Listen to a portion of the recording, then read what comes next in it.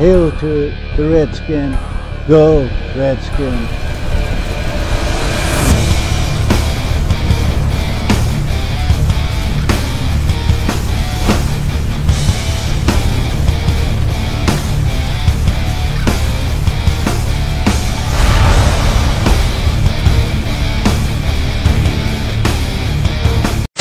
What's good, people? Back at you with another episode of Rated R Radio.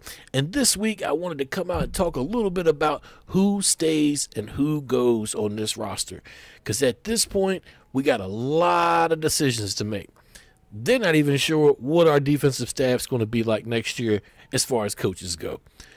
Any day now, we could get more information on that. Right at this point, all I've heard was that Torian Gray had been fired, but I haven't seen anything official. It's all been the beat guys and rumors and, reporter basically talk.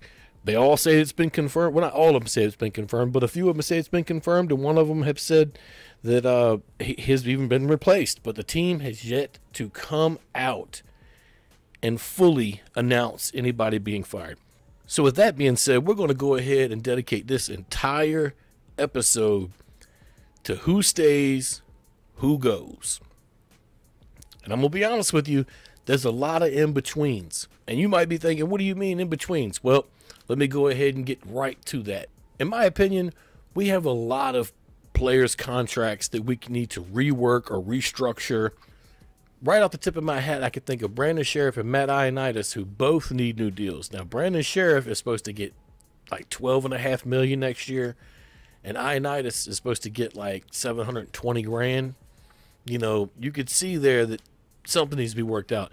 Now, obviously, Brandon's contract is going to be pretty high. He's going to get paid. He was a top 10 pick, so he's going to make big bucks. He's perhaps the most physical guard in the game, in my opinion. Obviously, everybody's got an opinion, maybe not specifically on that, but the Redskins are heading into his 5th year. And you don't really want to head into a 5th year with a guy like that. You'd like to get him locked into a salary in case he were to get injured. He's a young guy. Why would you even chance it? Go on and give this guy his deal now. It's going to look lopsided when they give it to him, guys. But right now, he's set to make $12.5 next year. They could probably leverage that a little bit, maybe bring it down to like $9.5 as far as that first year hit. Now, looking further on, you automatically see Trent Williams and Ryan Kerrigan, two mainstays on the team who are both getting in the last couple years of their deals. Now, in my opinion, they should probably look to both of these guys and say, look, let's stretch your deals out. Let's let you both retire, Redskins. I mean, these are the two best players this side of Sean Taylor that Daniel Snyder has ever employed or ever drafted and employed. And I believe the Redskins should lock them up now while they can. Now, Trent is getting up there as far as, was he like 31 next year? Kerrigan the same. And both of these guys, have been mainstays with the team. Kerrigan's never missed a game. And I believe both of these guys will give us a hometown discount at this point because both of them want to win. Now, when you look at the free agent list, as I'm doing right here, the first name on the top of that list, Ty Nsekhe, is the most interesting probably name on that list. Because all in all, we have been able to tuck him away on a restricted type of free agency deal the last few years. This is the first year he'll be able to go out into the unrestricted free agency market and really see what the market has for him. Now, obviously, he's going to be 34 years old. He's had some knee issues the last few years, but he is a really good backup. And on some teams, he probably would start, or at least would have last year or the year before. You don't know what's going to happen from this point on that one. So in my opinion, I'd like to keep him, but I don't know if I really like to pay any more than $3 million a year for him. I mean, you start biting into what the team can really pay for. And they did draft Geron Christian last year. So the thought starts to be at some point, do you try to push Christian into the spot that Nsekhe already has? And is Christian going to be good enough to even play that role? I think the team wants to bring Nsekhe back. So hopefully he's willing to play ball and doesn't want to go test the market, which will drive his value up. And the second name you see there is Clinton Dix. See, here's the thing. I know a lot of people are really down on right now. And ever since the trade, the Redskins, they lost pretty much every game but one. And of course, they also coincided with Alex Smith getting hurt. But Clinton Dix was playing out of position. He is a free safety by trade, which is the same position that DJ Swearinger was playing. Now, I know they were trying to play a lot of three safety set, but Clinton Dix was playing the role of kind of like a strong at times as well. So it's kind of like a role. They really don't know how well he's going to function knowing the system better. Like if they bring him through a camp structure, he only got, he had to start immediately, or he did start immediately. They kind of hid from us how hurt Monte Nicholson actually was, or what was going on with Monte. Monte's season ended with him in a fight. Nobody really knows what was going on there. It's like the Redskins really were quick to move him out of the starting lineup. I mean, it was something up there. I'm not certain what it was, but they just seemed real quick to move him out of the starting lineup, I don't even think he dressed there for a few weeks. But Clinton Dix on a 1 year prove it would be a good move, in my opinion. That market value, if you look right here, it says market value. If I click it, it'll tell you it's like $9.9 million per year is what his market value is, which is absolutely obscene. And Preston is right behind him. In my opinion, the only way that the Redskins can keep Clinton Dix is if he comes back on a 1 year prove it. And in my opinion also, I think he would actually not be very smart to go out on the open market after the year he just had, because he got traded from one team because he was underperforming. He got to the Redskins and he didn't play well at all. Now his market value might be $9.9 million a year, but his actual value, what people saw on the field last year, is going to be hurt. Not many people out there are going to want to pay him $9.9 million for a substantial amount of time. Now, at the same time, I do believe somebody will throw a substantial amount of money at him. The question comes down to, does he want to stay with the Redskins? I know that his idol is Sean Taylor, and that he has a thought just like Swearinger had of wanting to play in D.C. Last year when they got him in a trade, he said he was going to be here for years. Of course, players say that all the time. We'll see where he stands now. We'll see which direction that heads in.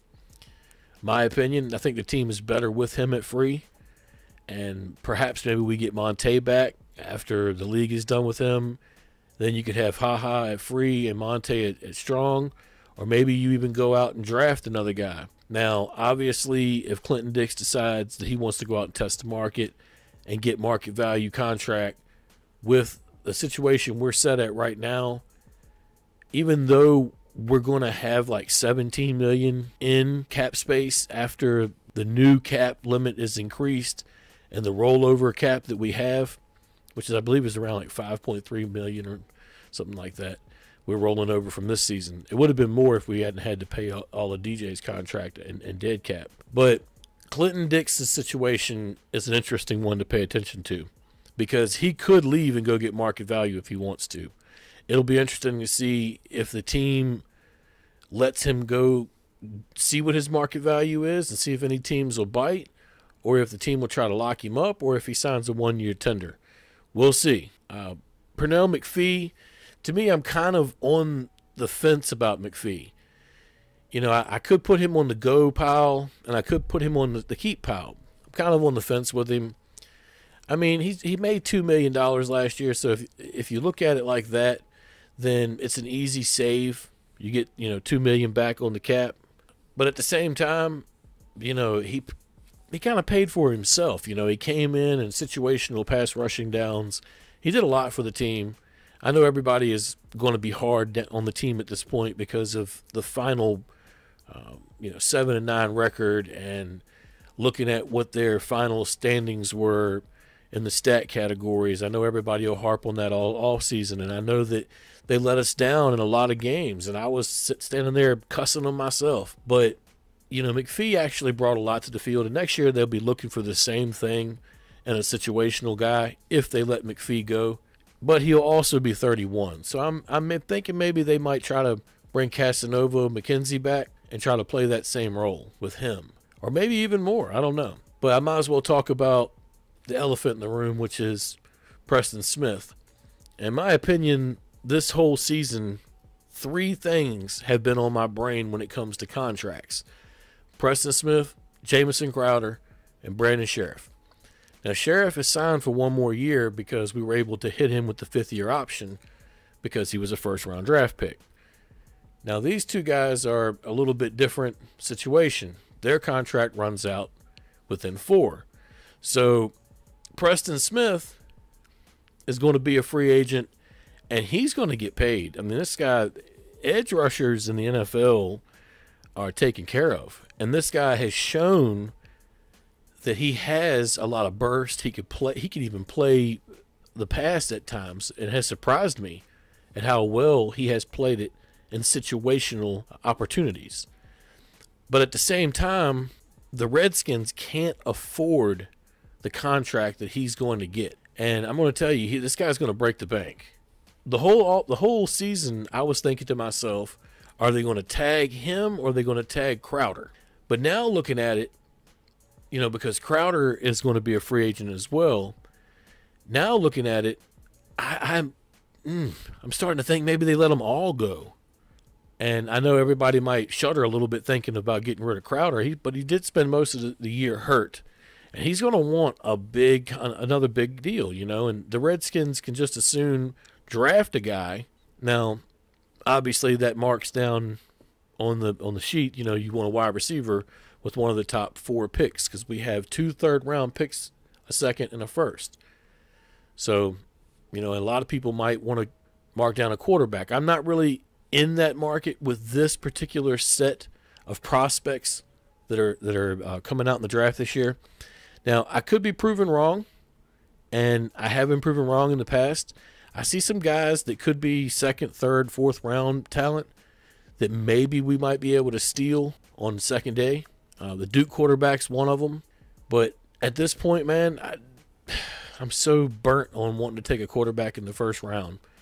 And I don't think the talent level is there for left guard, which is the other position of need I think that is most pressing with our team. And I think maybe we might be able to get a left guard or a guard period, another guard in the draft, probably like 3rd, 4th round. There's a lot of guard talent in this draft in the middle rounds. So we should be able to cash in on that. Now, as I've already spoke about Preston Smith on this list, the next one to me is a no-brainer. We have to put this guy back in the building. I don't think he's going to want to break the bank, but we've got to bring Adrian Peterson back. I honestly don't think he's going to be looking for a payday. At this point, I think he's going to be looking at it like the Redskins were the team that gave him a shot when nobody else would touch him. And, historically, this might be where he wants to be. I know he started laying roots down. I know he's from Texas, but he started laying roots down here last year. He started doing a lot in the community. And it really looked like he genuinely liked it on the roster, being on the roster. Maybe he felt appreciated. And I know I heard him talk about he had never been on a team that had a line quite like we have when they were all healthy. So I know that kind of, it kind of makes him think, man, maybe I should stay, in D.C. for another year. I think we should lock him up for maybe a 2-year deal just to see where it goes. Not a lot of guaranteed dollars. And I don't think it's going to take a lot of cash to keep this guy. Honestly, I don't. And, having him, Chris Thompson, and Darius Geis as a 3-headed monster is just unreal. And then maybe you throw in Byron Marshall or Rob Thomas. I don't think Samaje Perine will be back, but I'll get on that subject in a second. That could be a really good backfield, which is what we need. Of course, you could also make the argument that Gruden don't know how to use a good backfield like that. He'll want to screen pass everything to death. But we'll see, man. Once Geis and AP get together, that just sounds really scary for opposing teams. I can't wait till, we get a chance to see that in motion. The next few names I think will probably be allowed to walk away. Austin Howard, We signed him. I saw him play. I believe he started at right guard for us one game. I can't remember which game it was now, but he got hurt that game. Like literally, we signed him, and I believe 4 days later he got hurt. It was the game we had 4 tackles and a center that started. I can't remember the game to save my life right now. If I got looking through tape, I could find it real quick. But Austin Howard is probably out of here. I wish Mark Sanchez was already off the team before Week 17 got around. I do believe they will offer Josh Johnson a 1-year deal to bring him into camp. The question marks with Alex Smith really make the team kind of have to look at him and say, okay, maybe we should 1-year deal him. And at the very worst, it's a camp body. And, let him learn the offense, or excuse me, maybe not learn the offense because he already knows it, but let him have a chance maybe to run through the plays during the offseason while the question mark of Alex Smith is still in the air and while the question mark of Colt McCoy is still in the air because nobody knows what's going to happen with Colt yet either. The other names that are coming down this list, there's a few of them that I'm going to skip over, and I'm just going to concentrate on people that I believe that should be brought back. I believe Tony Bergstrom should be brought back. I think that he played well. And to be quite honest with you, in the situation he was given where he had to start and Roulier was able to move over, it was good to see the ability to be versatile and shift around. Like Gruden always talks about having centers that could play guard and guards that could play center. It was good to see that in motion. And Bergstrom is not, a spring chicken. He's an older fella. But I think that they'll probably bring him back at the very least as a camp body. Now, the next one down, Jonathan Cooper. I think Cooper will be back definitely. Now, I don't know if he'll get a starter's job, obviously, because this, it seems like the last couple of places he's been, he was with Dallas for a little bit. He played well, but he continues to get hurt. That's the problem with this guy. He can't stay healthy. So I think they'll bring him back, but I don't think it'll be on any kind of big contract or anything. Polanco, I don't think will come back. Floyd, no. Marcus Smith, no. Zach Kerwin, no. Marcus Flowers, no. Ari Kunjo is another one that I thought was going to get a lot of reps last year and then got hurt. I believe he had a quad injury. And he had just got done rehabbing another injury. I think it was a knee injury from the year before. So he's another one that just cannot do anything but just stay hurt. Zach Vigil, I actually think, has got a shot at being brought back. He's a good special teamer. Maurice Harris is actually a restricted free agent along with Byron Marshall and Rob Kelly. And I could see those 3 guys, if they could get them back cheap, I could see them trying to stash those guys under the thing. Maybe Rob Kelly is allowed to walk. I don't know. Gruden really loves him, man. But Byron Marshall, I could definitely see coming back on a little 1-year, restricted free agent tender. Maurice Harris, I believe they've got big ideas for him. Even though I watched him drop a lot of passes this year, he still tends to make some good catches. All right, well, what I'm looking at here is a little bit of a breakdown of Washington's cap situation next season. Now, immediately you see Alex Smith's numbers up there, 20.4 million hit. And that's a pretty substantial hit. Like, you can't get around how substantial that is. But the team could, now, I'm not saying they will, but the team could find a way to maybe structure his deal again. Restructure it and try to make it to where it's a little bit less of a hit this year, maybe a little bit more of a hit, let's say, year 3, where the numbers actually go down on his contract. Now, whether or not that happens, I'm not certain. I do believe, however, that Alex Smith will play next season.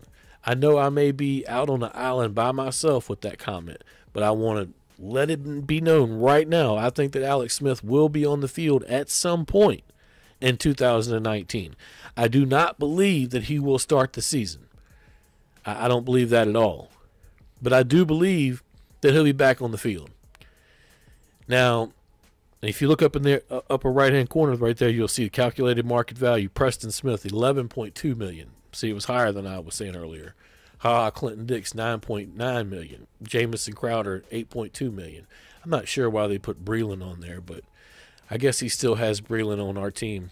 But he's not on our team over here. But anyway, as I was stated before, Trent Williams is a candidate for restructure. In my opinion, he could very well be, if he were to rework his deal, I mean, obviously he's going to make in the upwards of 10 to 12 million unless he gives us some sort of salary break, which could happen at this stage in his career. He could decide to let the team slide on a hometown discount. Now, I don't think that it'll happen. Maybe people will probably think that he's not really smart for letting it happen. So we're not going to bank on it. But to be quite honest with you, it could happen. Further on down the list here, you start getting into situations where I've already talked about a couple of them, like the Kerrigan and Sheriff deals.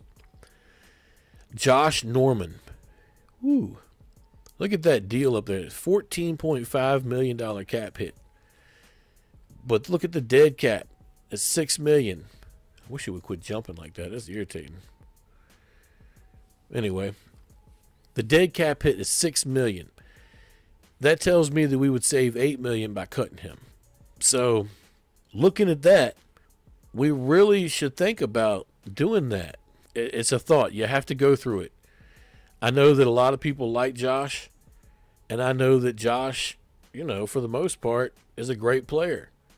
But at some point, you have to start thinking about, is he panning out? He made some comments not too long ago. Maybe it was like 2 or 3 days after the last game of the year, after that Philly game. He made some comments that he only wanted to win one championship, and he was probably going to retire because there was things that were much bigger than football for him, which I can completely understand. I mean, hey, that's life. He doesn't want to be stuck in a dead-end football with no outlook, life, brain injuries. And I understand that. But not while you're on the team still and you're making $14.5 million per year. At some point, the team has to ask themselves if they're ready to cut their losses with this guy. If I had my choice, I would say possibly no, because you're still going to have to pay him $6 million no matter what.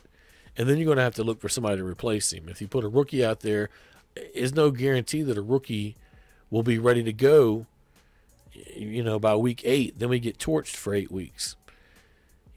Josh is what Josh is. I know a lot of people are real skeptic on him because of the money he makes, and you should be. But at the same time, he's a really good zone corner. I'm not certain if those guys feel like they've been used effectively by the coaching. I know Minuski's the one that's taking the brunt of that. We'll see how it goes as far as who keeps their job. It appears like we're probably looking at another defensive coordinator, which Jay Gruden just gets to have more and more of those. It seems like they really want Gruden to succeed. I've never seen anything like it in the Snyder era. I don't know whether to be happy or to be loathsome of it, because they picked the strangest guy to be the one that they're going to allow to stay for an extended amount of time. The guy who I wasn't even certain was the right pick to begin with. But you can see Sheriff's deal there. It's all just a big lump base salary. If he gets hurt, that's all guaranteed. Those are there. Those structured years like that, they're there so that he could be reworked. That's supposed to be like a kind of like a padded year, so that he could work everything out before this year starts. Most players don't like to go into that year with no deal.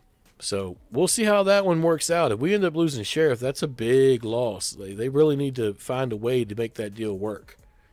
I don't know what will happen with Norman, but as I said a minute ago, that could be, $8.5 million they save there. It's worth thinking about.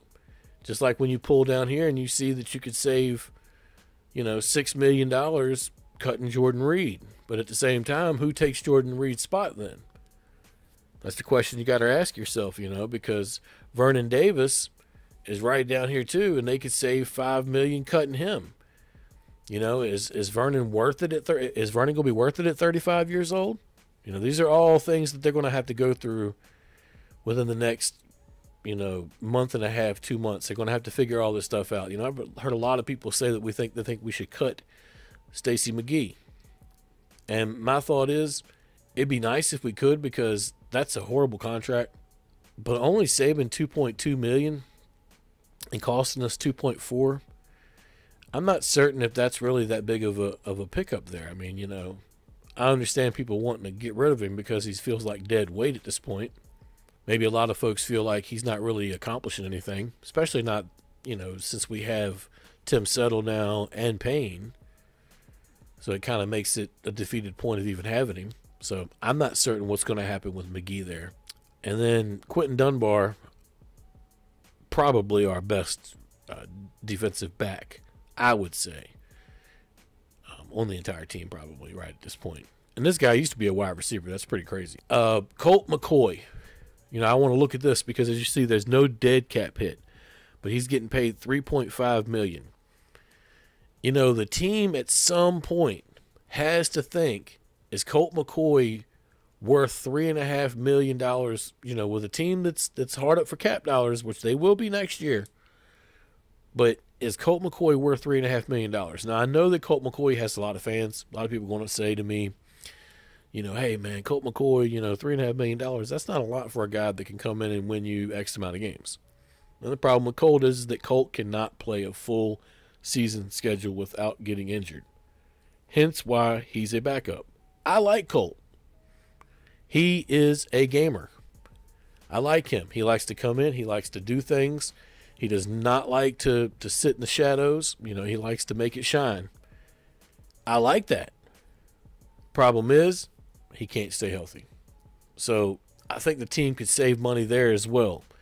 And that's going to be a big thing this offseason. They're going to have to find ways to save money because there's a possibility that Alex Smith will not play next year. So they could end up looking for a bargain basement type quarterback and not bringing Colt back. They could cut him and save this $3.5 million hit right here, which a lot of people would say would be smart, even though Colt's been with the team for 5 years, so he knows the offense backward and forward. And going into the next year, probably will be your most experienced quarterback on the field, and he will be the starter going into the next year, because I'm certain that Alex Smith is not going to be ready yet. If you go to try to bring a guy in off the street, he's not going to know the offense.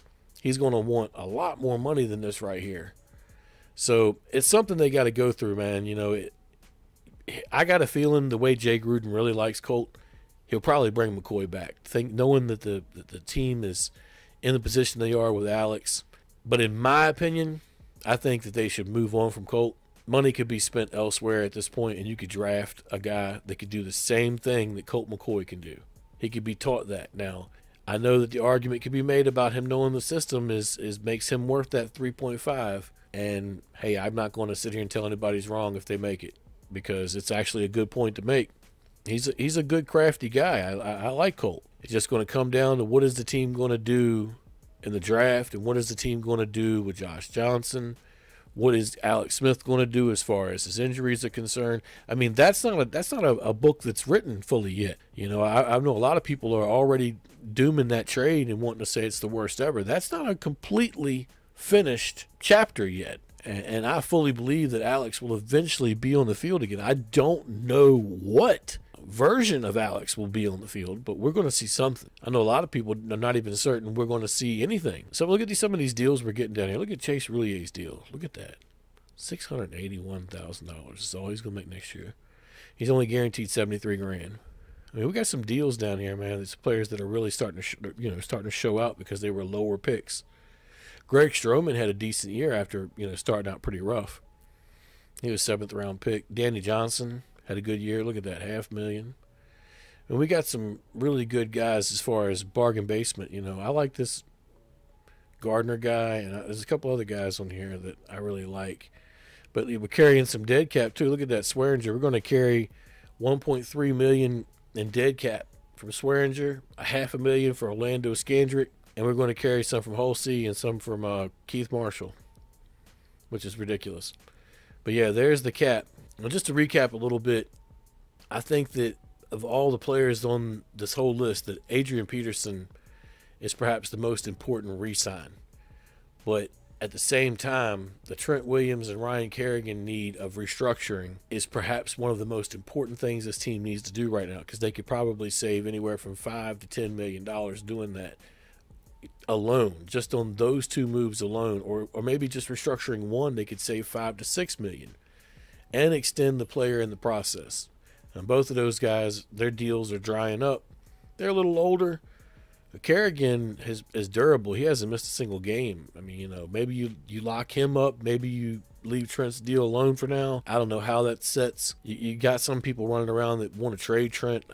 You're never going to catch me on the side of any conversation that states to trade Trent Williams. He is a beast, and you will never hear me say we should trade him or get rid of him. But there are a few goes that I want to talk about before I close this subject out. And the major one is Mason Foster. And I know this guy has a lot of fans, but I know this guy also has a lot of people that don't like him. And to be honest with you, I'm going to give my own opinion, because I've never let other people's opinion cloud what I think of certain people. And to me, there's just too much drama with this guy. You save $1.25 million by cutting him, and it only cost you $250,000 in dead cap hit, and you get rid of that mouth. Now, I know a lot of people say that everything was, it's his brother's fault or cousin's fault or whatever the case may be. The fact is, it went out all over social media. Redskin fans saw it. The way Redskin fans were last season, they wanted his head on the platter, and a lot of them still do. I think he needs to go. I know he led the team in tackles this year, but I also know that that's a very overrated stat if you watch him play, because I've seen him get beat over and over and over again. And I've seen a lot of people want to take up for this guy. I know he's got a humongous heart, and everybody likes him. I'm just putting it out there and saying I think he's a player that needs to go. I think the team could save a lot of money letting Colt McCoy go. But at the same time, they won't be able to find a quarterback on the free agent market for as cheap as they can get Colt in-house. I also believe Samaje Perine will be gone off of this football team. That fumbler has had his shot. And I don't know why Gruden kept him over Kapri Bibbs. I really do not understand that. His reasoning was Bibbs was a backup to Chris Thompson, and they already had that in Byron Marshall, and Perine was AP's backup, so they had to keep Perine around. I thought Bibbs was the better back, but here we are, and Bibbs is no longer on the football team. In my opinion, Perine should be the one who was cut. I do not want Sean Laval back on this football team next year. I feel like he is done. He's getting older. He gets hurt every year.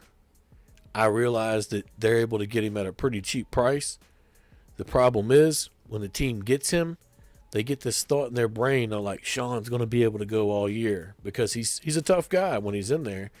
And then he gets his ankle rolled up and he's out for the year. You know, it seems to happen with this guy every season, and the team needs to move on. Now, I'm kind of on the fence about Jamison Crowder and what they should do. You know, I know his market value is somewhere around like 4 years, $33 million, which is like 8.2 almost a year, which I believe is way too expensive for Jamison. I don't think he's worth that kind of money for a guy that's never popped up with a 1,000-yard season. I don't think he's worth that kind of money. But at the same time, I know that the team will definitely miss his quick burst. Without him this year, you could see it all over the field that we had no options. You know, it kind of highlighted that Doxson is just not the guy that we wanted him to be. And that kind of sucks. But at the same time, what can you do about it? You know, you have to keep giving Doxson the chances. I see flashes in Doxson. It's there. The ability's there. The question is can he use the ability and turn it into something else? You know, I've heard a lot of people say maybe we should try to trade him and get some value out of him before he just leaves next year. You know, I don't know what they're going to do with Doxson. But the Crowder situation, to me, I remain on the fence with. They probably should let him walk. But I'm just so much in the middle, man. I like Jamison. And there's another guy that's like that, Zach Brown. I really like Zach Brown. I started noticing a little bit of drama with Zach Brown last year, though, and he made some comments saying that he saw the writing on the wall or something to that nature. You know, and when people say that, it kind of makes you cock your head and listen a little. Seems like it's a little bit of drama involved in there. But I'm going to be honest with you. Looking at his contract, he actually is not making a lot of money, and it won't cost a lot to cut him, to give him the dead cap hit. But we won't save much in the process either. And to me, he helps more on the field than he really hurts with the drama, nor will he help by cutting him as far as how much money we'd save. In my opinion, he's kind of like one of those guys you have to keep. You know, I don't really know what the team needs to do with Zach, though, because it appears like he's only a situational type of inside linebacker, and I think that's the reason why, you know, he's bounced around to a couple different teams. Maybe that's the reason why Buffalo wasn't ready to invest a multi-year deal with him. And now he's been on with us for a string of 1 years. And I think last year we finally gave him a 3. But as I was telling somebody in the comments, and I can't remember who it was now, we did give him a 3, but basically we can get out of that contract at pretty much any time and for fairly cheap. But as I was just stating a minute ago, he already doesn't really make that much, so we don't really be saving anything either. So it's almost as if he would be better off on the team and given a chance. And the better question is if they change up defensive setups, will he still fit, and will he be able to get along with whoever the new person is? Well, looking further at the bottom of the stack of players that I believe are on the fence, so to speak, Josh Johnson, to me, remains a thought in my brain. Should we give this guy a shot in camp, or should we, you know, maybe bring in an undrafted guy and go on and let Johnson, you know, ride off into the sunset? You know, a lot of teams have let Johnson go, and there's got to be a reason there. Now, for me, he did show a little bit of grace under pressure in the Jacksonville game, but Jacksonville is also probably the most disappointing team in the league this year. So I'm not certain if I really would want to rest, you know, myself on that and say, okay, let's give this guy a spot. Maybe we could pick up an undrafted guy that could do the same thing. Obviously, he wouldn't have the laid-back confidence that Johnson has, but he could also be taught other things that Johnson perhaps maybe couldn't do. Who knows which direction that goes in. Monte Nicholson remains a question mark with this football team. I don't know what the Redskins are going to do in regards to that. And in my opinion, it's kind of holding them hostage in what they're going to do in the draft and free agency. You know, do they replace him? Do they draft another guy? I'd say they probably draft another guy. And at the very worst, Monte comes back and he can play backup. They play a lot of 3 safety. Maybe he could play, you know, the 3rd safety down. Now, in my opinion, Cam Sims and Casanova McKenzie, those are 2 names that I would like to see back on the roster next year. Cam Sims especially. I got hopes for this guy. Now, I know that a lot of people were upset when they saw a couple guys fall off our practice squad last year. You know, it is what it is. Sometimes you lose guys, sometimes you don't. In this situation, these 2 guys I was talking about, those guys ended up on injured reserve. And I'm going to tell you, Cam Sims was showing a little bit before he got hurt. Casanova McKenzie was actually, he's got game film now to prove what he can bring to the field. I hope the Redskins were paying attention and continue to pay attention when it, you know, as it pertains to him. Overall, I think Washington can probably rework a lot of deals and get somewhere in the 22 to 23, maybe 24 million range without really cutting a lot of players that are, you know, pertinent to a run. I really feel like this team needs to make it happen this offseason. I know there's a lot of turmoil right now, and a lot of people are pissed off about management. This offseason is highly important in terms of where the fan base is at, where the front office is at, where this football team is at.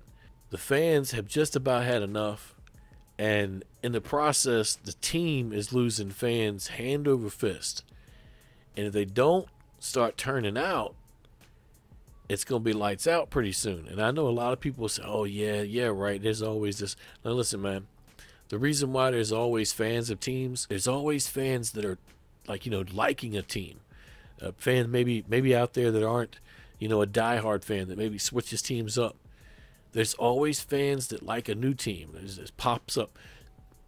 The team that probably has the least amount of new fans this side of the Jacksonville Jaguars is probably the Washington Redskins at this point, for multiple reasons.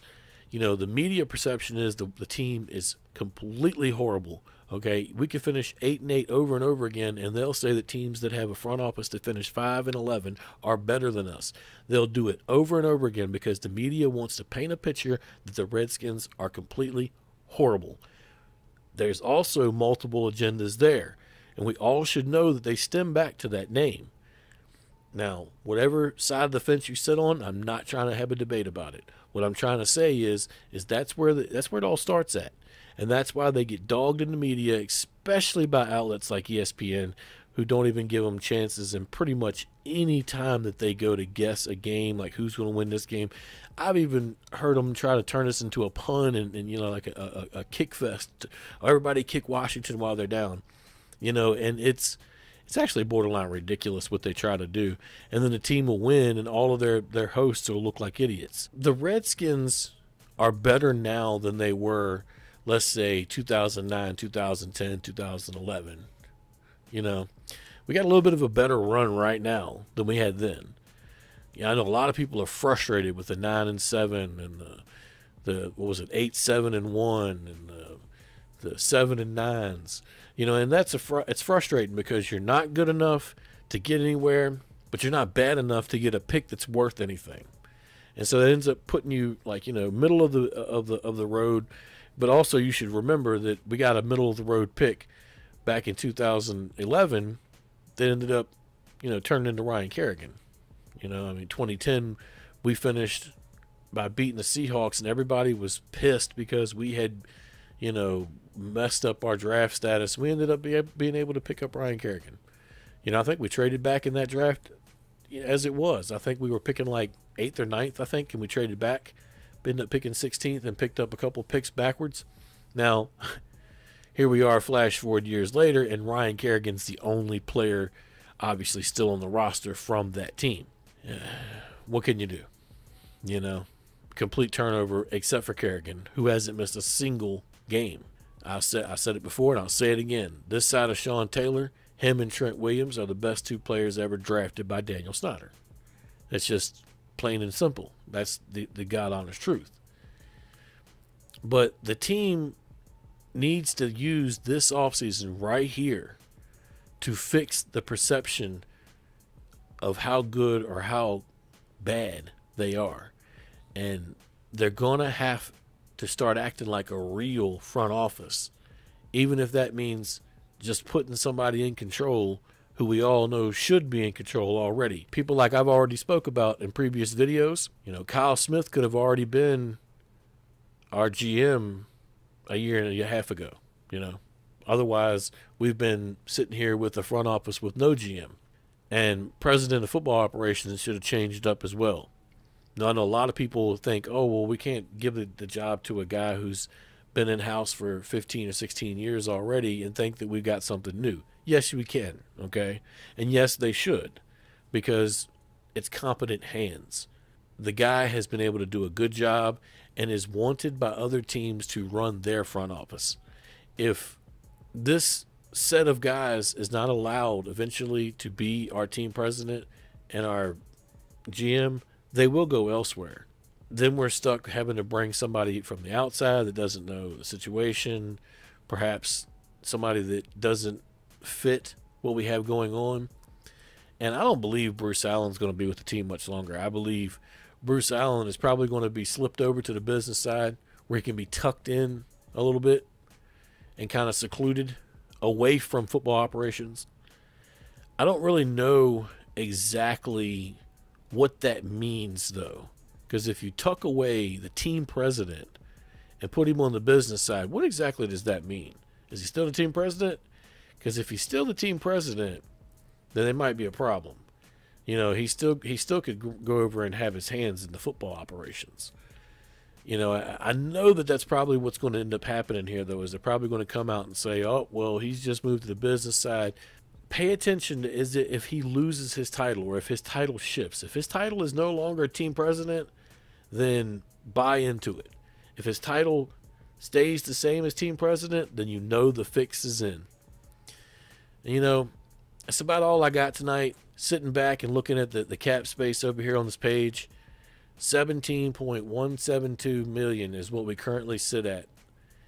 And that's all the money we have to be able to sign any free agents, any guys that are with expired contracts, and any draft picks, which we got 8 draft picks, so we're gonna need possibly 6 to 7 million of that for our draft picks, probably more actually. It's they're definitely gonna have to do some reworking, maybe some cutting. So that's about all I got, man.